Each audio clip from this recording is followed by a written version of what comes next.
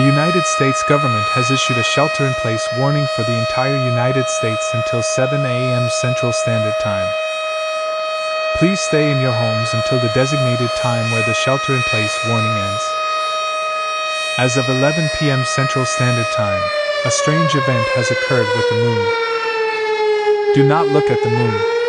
Do not look at the moon. Citizens who look at the moon immediately lose all motor function and continue to stare at it. Citizens also report that they got attacked after attempting to block the affected individual from looking at the moon.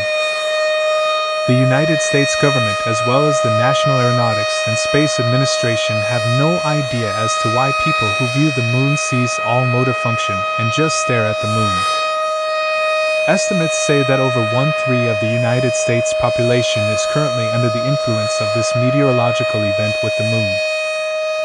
A theory from NASA states that the cause for this event is because of aliens somehow, but this is not confirmed. Some also believe that once the sun rises and the moon sets, everybody will go back to normal. We are not sure of this, but we can only hope that everyone affected will become normal again once the sun rises. Other countries have been informed and they are sending emergency alerts to their citizens.